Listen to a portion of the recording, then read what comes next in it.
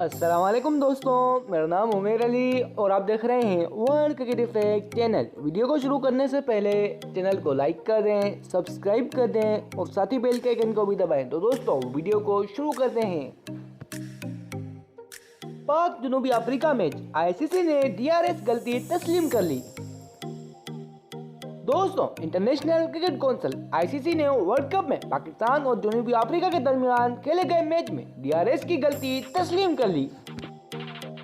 گزشتہ روز چنئی میں جنوبی افریقہ نے پاکستان کو لازمی فتح درکار ہونے والے میچ میں سنسنی خیز مقابلے کے بعد ایک وکٹ سے شکست دے دی۔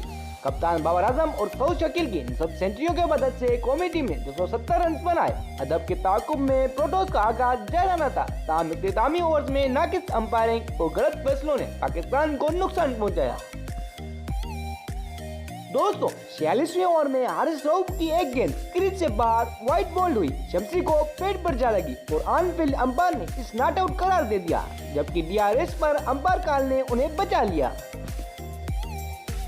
اس فیصلے کے بعد کرکٹ کے حلقوں اور دنیا بھر کے شائقین میں بحث و مباحث کو جنم دیا، جبکہ سابق کرکٹر ہربھجن سنگھ، عرفان پٹھان اور گوتم گمبھیر نے بھی فیصلے کو تنقید کا نشانہ بنایا۔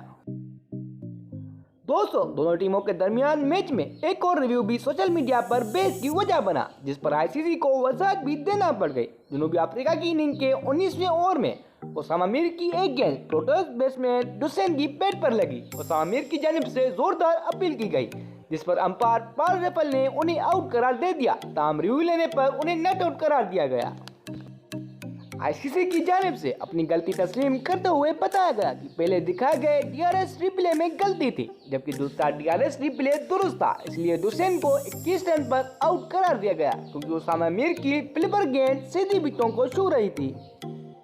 دوستوں واضح ہے کہ ورلڈ کپ میں جنوبی افریقہ کے خلاف ہارنے نے قومی ٹیم کا ورلڈ کپ سیمی فائنل میں سفر تقریباً اختتام پذیر کر دیا ہے۔ دوستوں کیسی لگی آپ کو میری یہ ویڈیو؟ اگر اچھی لگی تو چینل کو لائک کر دیں، سبسکرائب کر دیں اور ساتھی بیل کے آئیکن کو بھی دبائیں۔ تو دوستوں ملتے ہیں اگلی ویڈیو میں۔